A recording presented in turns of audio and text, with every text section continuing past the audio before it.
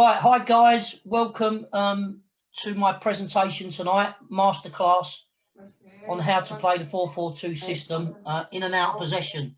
I will always talk about transition as well, and I do make parts of that. For those who haven't joined us before, I've delivered many presentations. I was a player that never made it, never become a professional, but spent 8 years behind at West Ham United. For a couple of seasons, 2 years, and I was at Leyton Orient. So pretty soon I went into coaching, and I went into coaching at Leyton Orient, and I've coached at many clubs, including Orient, Tottenham Hotspurs, West Ham United, Stevenage, Charlton Athletic, in terms of academies. So I've got lots of experience helping produce players.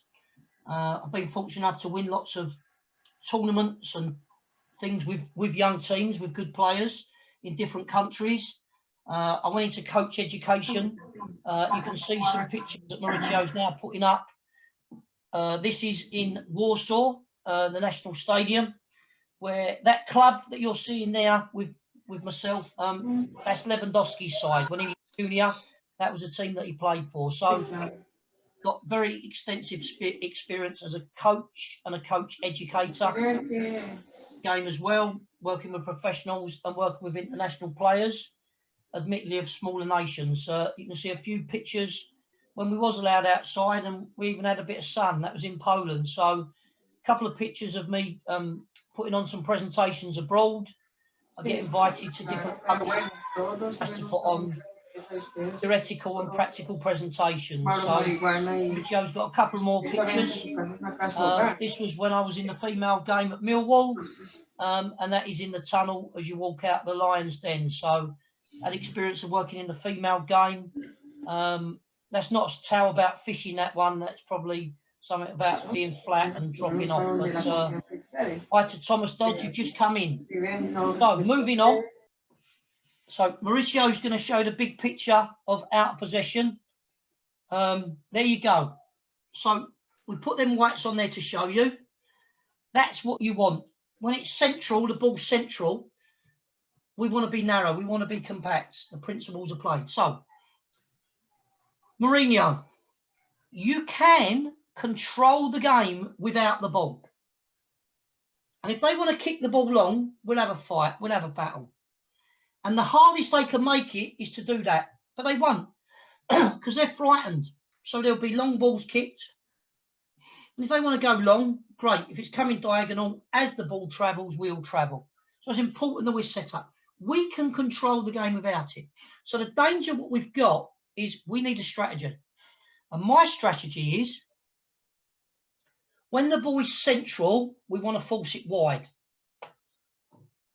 And when it's wide, if we can't win it, we're going to force it inside. That's my strategy. Whether it's this end of the pitch, whether it's in the middle of the pitch, and whether it's in our last third, I don't want to. I'm going to shove it inside 99% of the times. Played it in FA Trophy this season, opponent couldn't break us down and struggled. Yeah. If you sit deep, teams don't know what to do. But we're talking about setting a trap, big picture strategy. If they want to kick it, great, we'll have a battle. And if they want to play out, we're trying to encourage them to play out. And lots of teams will do now. So we need to negate that. If we do that, they're going to get the 4 on the ball. So what we have to do is, like I've said, the big picture is be compact. When it's central, force it wide. When it's wide, force it central. And I've just knocked up a few diagrams, or Mauricio has, and it's to talk you through my rationale of why we do that. So the danger is if they play 4-3-3, and that's why I made it 4-3-3. Didn't want to make it 4-2-3-1, because then that's even easier to stop them playing out, because everybody's numbered up. Yeah, I'll make it simple. That's easy. So it's having an understanding of, we know who's playing against who. We know what different systems are. So we want to get poses a problem. And our poses a problem is they're going to play 4-3-3. Yeah.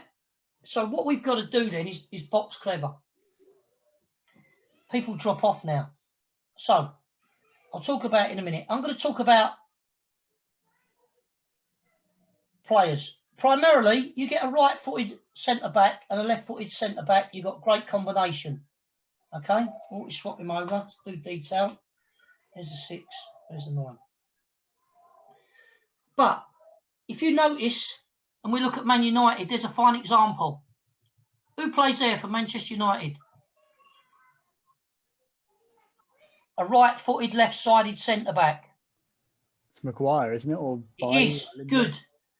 He's the one we want to get the ball. If I'm playing against Man United and I know they're playing out, I'm going to offset.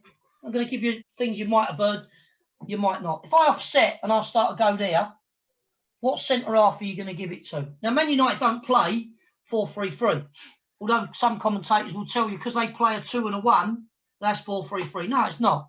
But let's just say we need to stop that centre midfield player getting the ball.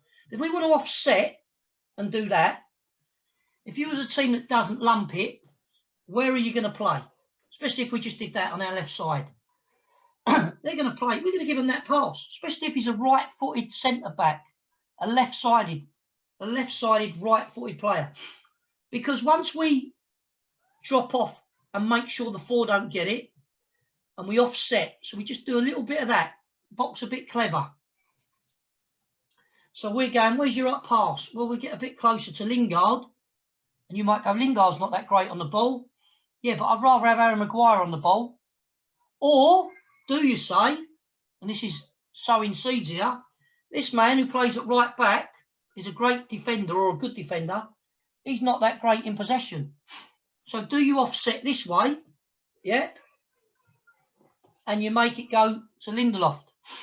And then you go, give it to Bissaka because he's not going to hurt us with his passing. No disrespect to him. I wouldn't mind being a few bob behind him. So what I'm saying is when you get into that level of the game, you're thinking personnel, you're thinking profiles, who actually plays there. Yeah? When you're the dog and duck, you don't know what they're like. You haven't got a scouting system. But at the higher levels, it's really quite easy or easier to know the players you're playing against. But look at the big picture. Compact, narrow here, we're happy here, sweep the keeper, all them things. So we know when it's high up the pitch and we're setting a trap, we're going to force it wide. We can't make them play wide, but I said there's ways we can encourage them to. Now, as that ball travels, the danger is what? He's right-footed. So he's probably going to play this short pass. So his job, yeah, let's put him a bit deeper, is to do that. Where's the danger now? In there. So this is where the front 2 have got to be smart. So the front 2 will be working like that. Yeah. And the same if it went on the other side. Can you keep it on this side? Can you come in there? Because we do not want this person getting on the ball in a 4-3-3 and hurting us. So we have to educate the front 2 to be smart. We have to educate them to go, right, it goes off there. Your job is same side. My instruction is same side. If you coach it, keep it on the same side of the pitch. So what does that tell number 7 now? Especially if he's a right-footed player. Yeah, he ain't going to get it out of his feet and knock it in there to smash one. He's going to take it away. Now you've got him on his weak left foot. You watch him struggle when he gets it on his left foot. So what does that tell you now? Oh, I know where that's going.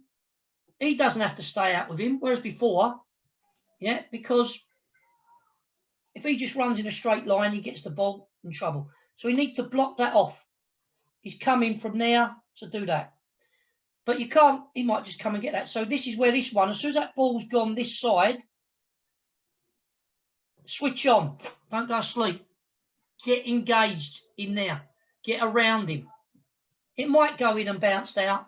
So what? It's still a centre half. But we're now trying to give him a problem. This person's going to show. These 2 midfield players can go tight. But if you look, yeah, whether he comes inside, that's what you've got to do. Keep it on this side of the pitch. It becomes simple, like we said about marking. Does this player mark on the outside? Yes, he does. Yeah. So if you had a left-footed player that can launch it, and we haven't got pressure on the ball, he's got to be on the outside to get in a race. What does he do? He's covering him. What does he do? He's offering some balance. The ball's on this side of the pitch. You don't need to be out there. Come inside. Once we know that ball can't, look at that picture. So we've now got compactness. The most important person is him to make it predictable. Yeah. He's a front player. Oh, I don't do defending. You are our most important defender. You have to cut that off. And that's the time that when that goes in there, he says, well, hold on, I'm the next important one because you can't get him on there. And he goes, I'm the next important one because that's where we want to keep it. So these front players are the most important defenders to make it predictable. And that's why teams that play out, you give yourself a chance if you're organised, yeah, to regain position. And we're looking to get on people's shoulders to step in and win it. How many times you see it now go in and people step in, or he gets tight up his backside, he can't turn. And then we're going towards the ball. We leave our player and we go towards him. And then as it goes back, you're in there. So you're practicing what you're going to do on a Saturday. Particularly if you're in lower non-league levels, Mark, yeah, or whoever. If you work on these areas, and what you get mostly is 8v6s. If you look at the big game, yeah, you get 8v6s. I've done it in my 4v3. That's what goes on all over the pitch, 8v6 in that half. If you look at that, that's 8v6. That's what you've got a lot of work on. If you're going to work on playing out, whatever system you play, generally you'll get 8v6. And that's why City at the best of getting out. So let's just get that back. So now we're looking to make play predictable. It's when it's in there, we're going to force it wide. But if it goes in there, if we don't press, we need to try and intercept, whatever. Once it goes in there, even if he plays forward, what we don't want to do, because most left backs are left footed, they'll boom it and turn you round. You're at non-left foot, turn them. Yeah, go big. Yeah, so that's why we need to mark on the outside when the ball's a long way away. That's why we need to mark on the outside so it does. But like we said, the players, if it goes wide, for me, and you can't get there, deny that long forward pass. Yeah, and then these players haven't got to worry about that. And the closer you get, where you're forcing it. Yeah, you're now forcing it inside, into line, down the line. And then these people are marking on outside shoulders to try and step in and win it. Marking on the outside shoulder. Yeah. Cover. This player, if the winger's wide, doesn't have to go out there with him. If the 7 is naive, then he doesn't know what to do. As long as he does that, he can now thinking about their 11 will obviously look to support in there. But the 2's like on the front foot. He can step in and win it. He can be on the outside shoulder to step in. Now, if you look at the shape of the whites, the front 2 are like that. One's high, one's deep. Yeah, and it would reverse if it was on the other side. One's high, one's deep. So they've got that sort of movement. Yeah, we'll put it on there. Now, look at the detail of the 4 midfield players. Depends how much pressure is on. If there's no pressure on the ball, the back 4 will be deeper. Because if you get high, space is in behind. No pressure on the ball. Look at the back 4 shape. The players on this side of the ball are obviously higher. The players furthest away are deeper. But our left back is not going to be deeper than him or her. And he's not going to be level. He's going to be in front. Because for me, he's the only player that can play offside and step up. Okay? So you look at that shape. Yeah? Now you look at the midfield shape. If we get pressure on the ball, then the back 4 can all start to do that. Now look at the shape of the midfield players. Yeah, that one is deeper than that one. This player is deeper than that one. This one is level. They're just guidelines. So if you're going to do shape and pattern work with your 4, they talk about 2 banks of 4. That's what you got. Yeah. So that for me is setting a trap, trying to win it and get in there. So when it's high, Yeah, we can be narrow. Your front two are a 4-4-2.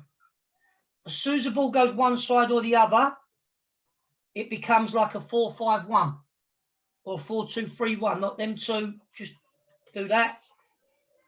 And again, it's just working on that shape. This one will be deeper and that one will be deeper and that one will be level. When it's on this side, deeper, this one will be deeper in him, he'll be deeper in him, and he'll be in there. So, Maurizio, if you look at the slides, if you can just show them the slide that are prepared, or you prepared.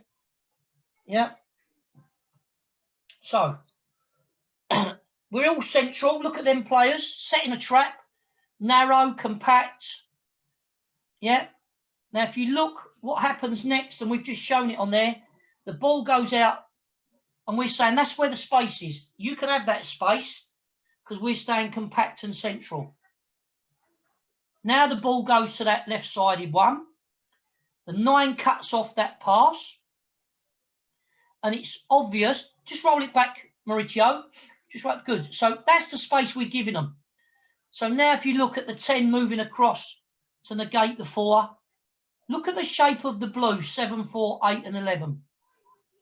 Look at the shape of the 2, 5, 6 and 3. They're obviously moving across that side of the pitch. So now when the ball travels, which is the next diagram, if the 7 can step in and win it, great, but he hasn't. But what that picture shows now is, can he cut the line off? If he can cut the line off, he's only going to come inside. And now you're seeing players go, right, okay, the 5, 6 and 3 might have to drop off if there's no pressure, but if the 7 can get him inside, have a look at the next picture.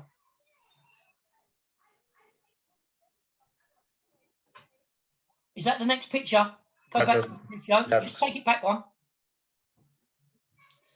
So once that ball, now give it to 3. Go back. So now what you're saying is we're now applying pressure. The 10 is coming across because the 4 will try and link it up for them. Yeah. Now the closer the 7 gets, great. If there's no pressure, and look at the arrow of the blue 11. Is he going to go? Is that 3 going to take that risky ball? If he does, 11 engages him. And that's what you're trying to do. You're just trying to be organised with your side. Any questions on that happening at the front end of the pitch? Because to me, you can win the ball back. So many more teams now willing to play out.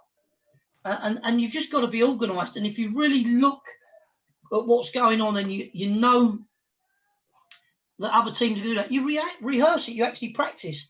Everybody shouts out on the pitch, press, press, press, but you've got to know when to press, who you're pressing, who you're actually physically playing against.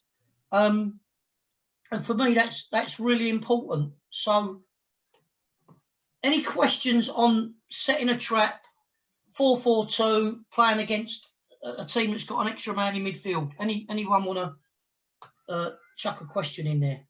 Colin, I got a question. Go ahead. Go ahead. Sorry. Yep, fire away. All right.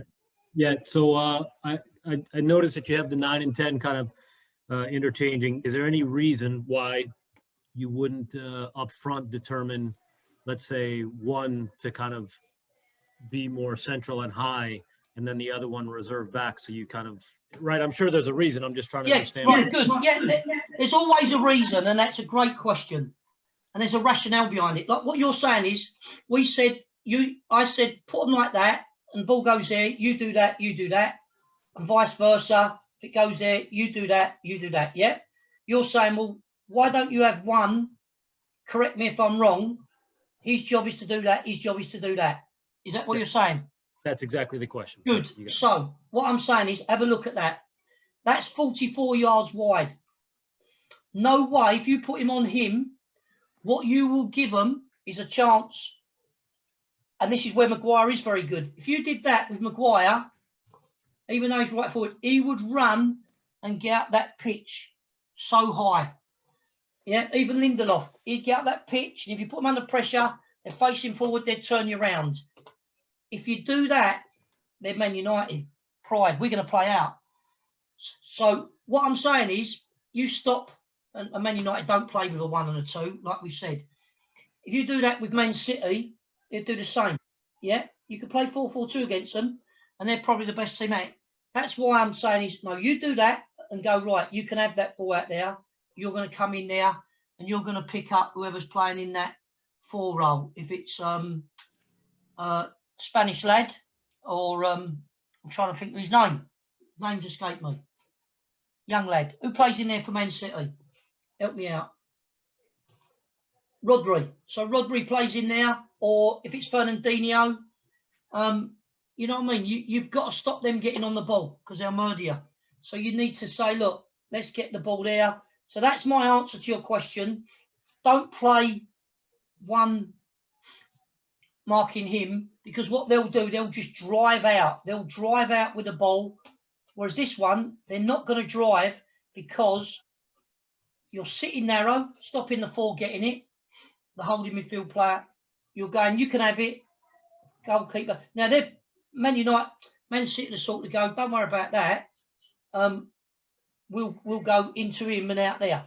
But you take your chances. With the lesser teams, if you're organised at the lower levels and you do that, and your 7's engaging, that's all the players you'll need to work on. The 11, the 9 and 10 and 7, and your 2 centre midfield. Look, you can set that up all day. You'll have your numbers in training, like I said. If you just take that, yeah, if you just take that as your practice and worked on that like a phase of play, you can win that ball back all day. Yeah, hope that answers your question. Yes, thank you. Good man. Right, moving on. So what we've said now is we're going to now set up in the mid-third or deeper third. And this is the last clip, guys. So we're nearly there, and that's been a long session. But what I'm looking at there is now watching a deeper, dropping deep. So we're dropping off. Again, we know who we're playing against. Players know what will mess us up if there's movement. So I've just put that in there. So we've put the ball up higher here. So if you look at how we've set it up, just take it on to the next slide. So you've got 5 or 6 in good possession. Let's say we've got there. And what I'm trying to replicate is take them back. Even though this could be in the mid-third, I've moved it back to show you. So again, that shape. Whereas when they go higher up, we're playing there. Yeah. If we're going to let teams have the ball and we're going to play a mid-block or stroke deep block, it might even be the 4 gets on the ball. Yeah. For me, instead of having the front 2 like that, there comes a time where you're going to go, no. Yeah. And you've got that. And Crystal Palace are really good. Roy Hodgson, for me, is really good. Probably the best at doing this, even though but he's coaching. You can see what he's actually trying to do, whereas others just go 2 banks of 4 and everyone's all over the place. So I'm saying is if you're going to have a mid block, stroke deep block, it's where you go and engage them. It's your line of confrontation. It's are you going to get to the halfway line and have a mid block and then go and engage them? If you do, you do leave space behind. So what I'm trying to show is if you're going to have a deep block or a mid block, where's your line of engagement? Where's the time you're going to go, we're dropping off no further? So if you look at that picture there, I'm saying again, if we're nice and compact and narrow, we've got our sweeper keeper, but there's no space behind, so it's going to be very difficult. Yeah, players can run all over the place. Don't get dragged out. That's what they're trying to do. They're trying to move you. Stay compact.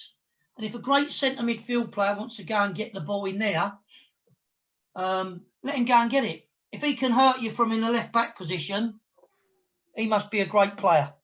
So don't get dragged out, because that's what they're trying to do. They're trying to move you around. They're trying to just, you know, get you to open up and switch off and go with players. Space doesn't score goals, players do. And it's just a question for you guys out there. There's 4 things I ask people about defending. I asked them, do they know the principles of play? And I said, there's 4 things you defend against. What are they? And I'm asking the questions you now. You haven't got the ball, you're out of possession. What are the 4 things you are defending against? Anybody want to offer me one of them? Like the opponent, the ball, space. Ball. Good. The opponent, the ball, space, and the last one. Goal. Goal. Good answer. They're the 4 things you defend against. So what we're trying to say is if you all push up the pitch, you leave a lot of space behind. The closer you are to your goal, the less space there is, the more you're concerned about players. But you're always concerned about the ball and you're always worried about the goal. So it gives you different problems. So I'm saying is space don't score goals, players do, but it's a problem. Because it's like, do I mark on the outside of players? Do I mark on the inside? You know, when I'm up the pitch, do I need to go tight with someone? Probably not. But as it develops towards our goal, then, you know, then priorities change. So what we're trying to say, and you'll see it in the slides, only a couple of slides. Again, I just want to show you something about, so instead of playing a flat 2, it was a bit like they started off flat and one did that and one did that, depending on what side it was. Well, if we're in there, particularly if they've got a spare player, you know, you could even have them flat, but you've got that bank of 5, bank of 4, whatever you want to call it, depending on how you set it up. And that detail is important. So for me, when it comes this side, we can force them wide by being there. If we're nice and compact and close together, it's harder to play through us and penetrate. Yeah. And if they want to put it in there, we've got bodies for second ball. So if they can't play through us because we're compact, we're again in control and we're trying to show them wide. Now, if you win it wide, great. But for me, I don't want players getting behind us and having that free ball in. I don't want a team, my strategy is, that's why you've got to show it inside for me. Because once they get behind you, they play in that corridor of uncertainty. They're playing behind you. If it's played in behind you, you're facing your own goal if you win it, own goals, etc. So my preference is when it goes wide, we can't win it because we've not intercepted it or whatever, can we then force it inside? So if it goes to their 3, yeah, and their 11's wide, if we block that line off, and this is where Crystal Palace, you can make it so easy what they do. A lot of teams just go, no, it's going there, we're going to force it wide and we'll win it, and then invariably there's lots of crosses. Crystal Palace, it's very noticeable that the first player overcovers, if you like, goes too far, and then the fullback don't have to go out there. So we're not getting 1v1s, 2v2s, certainly not getting 2v1s against us in an overlap. It's now going, it's wide, and you're getting that shape. Look at the shape if you freeze it. The 2 don't have to go and engage the 11 if we block the line off. Yeah. The 4 will be deeper than the 7, stopping the ball going into the 9. The 8 will drop in there and probably be a little bit deeper or maybe level, and the 11's coming inside. The 9's not chasing it all the way, but he's staying away and he's stopping the big switch. And then the 10 might come across. So if you look at that line, pressure, cover, cover, balance, tucked in. Look at the rear line, there. Pressure, not pressure. He hasn't got to go out there, no need to. That player is deeper than that one. If we was higher up, that one would be deeper than that one would be just in front. Now, as we get higher up, we're not going to get that pressure, cover, cover, balance like some teams do. We're going to hold that box. And that's what we've got to be confident of doing. So when you get, if you're in that mid-third, you can have pressure, cover, cover, balance. Do not drop in that box. That's your holding line for me. How much pressure on the ball is how deep the cover is. If there's no pressure on the ball, this cover, yeah, can't be high. Let's put the players in there. Because if he's high, it can be played through him. If anything, he's got to be deep. He's got to be deeper than that player there. If he goes and marks the player that he's supposed to be, it goes in there and it gets penetrated. So he should be deeper than him. He should be deeper than him. He should be level. He should be coming across. Now, if there's pressure on the ball, it can go high. Why? Because it can't go in there. Yeah. So we get pressure on the ball. He reads the picture. And then we start to think about squeezing up because we know they're going to go out. And that's why that player stays away to stop the switch. And we try and keep it on this side of the pitch. That's my way. It's not everybody's way. It's not the only way. It is a way. And our players will be informed of what they've got to do. Again, if it breaks that line of the 3, because it might be clever, it might go in there and play round the corner. We now engage. He has to go out there. And again, I want it to be forced inside. Because I guarantee you, there's more goals scored from crosses than there ever are from someone coming in here and putting one in the top bin. So do your stats. That's my philosophy of showing it inside. I have coaching badges. People go, you're showing them in towards the goal. I've got no problem with that. Particularly, yeah, if they play a left-footed player wide. Now, if they play a right-footed player, some people might say, going to show him inside? Yeah. Now, the option is if you're a quick right back and he's a slow left-footed left winger, you might want to show him outside, but don't dare get beat. I'd rather show him inside and then have to do some clever combination play. The best team at getting in these little pockets here are Man City. They're the best team at doing that, particularly with the system they play. So if you're playing against Man City, I may well say, if Sterling's on the right and he's playing wide on the touchline, I might say, show him down the line. Because I know if he does get past me, what his left foot's like. So, for me, your keeper as well is really important. So I'm just put something about a keeper. The strategies that you use are dependent on who you're playing. But your overall system and your bigger picture of the detail of do we show them inside, do we show them outside, you'll have a big picture of what your strategy is. But if they swap personnel, then you might swap personnel and it might be, no, we're going to get him inside, we're going to get him outside. But overall, mainly I like showing them inside to congested areas, particularly when you're playing against sides like Liverpool. Liverpool find it really difficult to break down sides that sit deep. Atletico Madrid, Jurgen Klopp moaned about anti-football. He got upset the other night. He gets really upset when sides are not open and play expensive because he can't break it down. Manchester United are not as good as breaking down sides that sit deep. Yeah. When you've got 3 quick players up top, they want to run in behind. They're not good with their back to goal. You know, so if you look at the lad on the right the other night, was very poor. Rashford, not that good with his back to goal.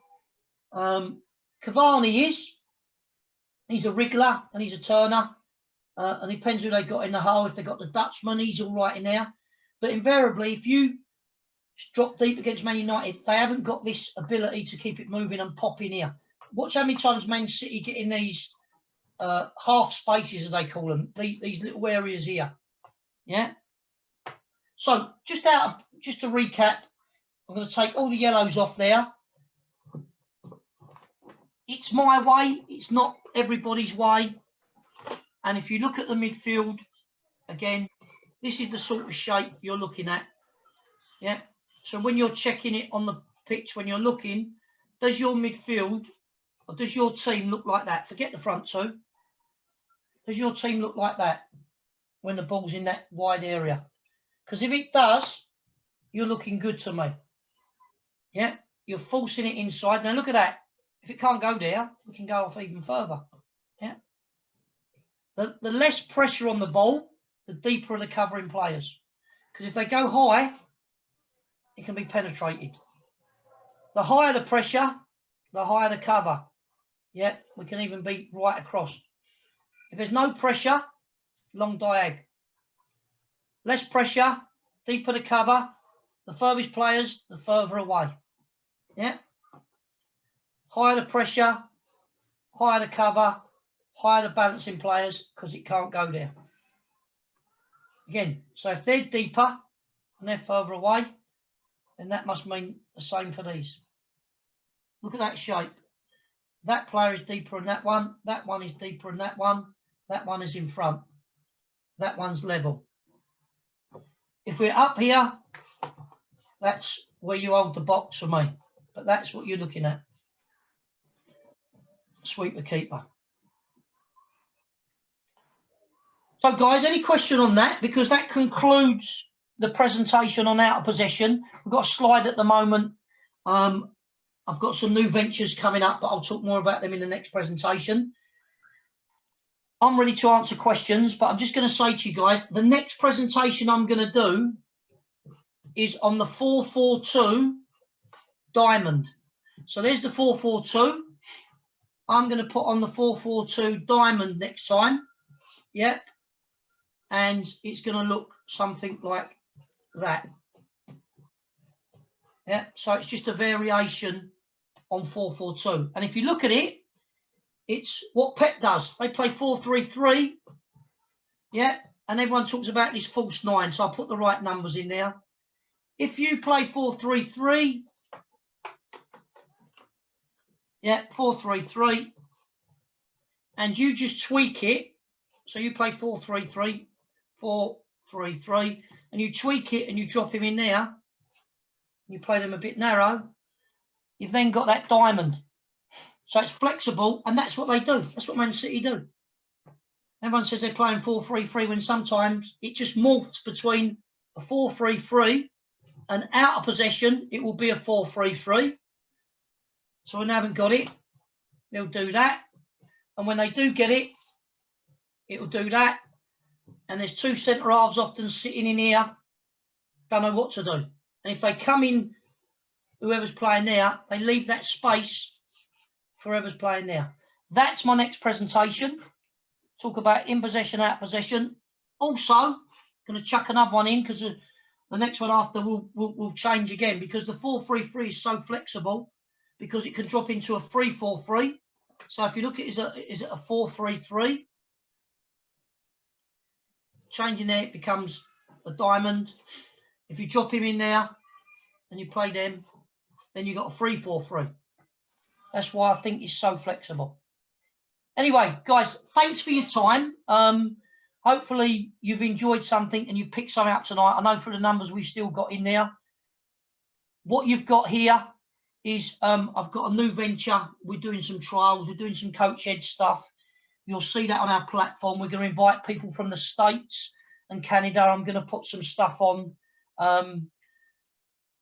you know, for coaches, residential stuff, 1 and 2 day stuff. So if you're interested in that, sign up to us. Just join on our YouTube channel. Become a subscriber. You don't have to pay. Have a look at the stuff we've done. I'm going to get some very well-known coaches, big names, to come down and deliver some stuff when this lockdown's lifted. Some players or coaches that have been academy managers, that have produced players. I'll get ex-managers who are, you know, highly respected as coaches, and I'll get some present-day coaches about. So we're going to offer a variety of things. We're offering trials to elite players. If you look on there and you take that information, my website is coming out this week, and you can have a quick look at that.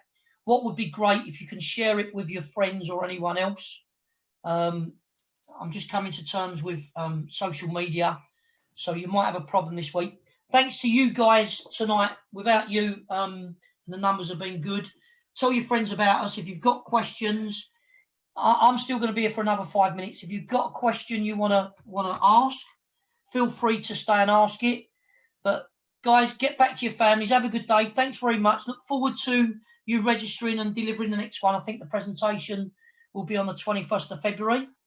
And hopefully you would have picked something up tonight. And like I said, it's not gospel. You develop your own ways of doing things. And if you've enjoyed it, tell your friends. If you haven't, then you've probably gone already. Thanks very much, guys. Have a good evening or have a good day. Thank you.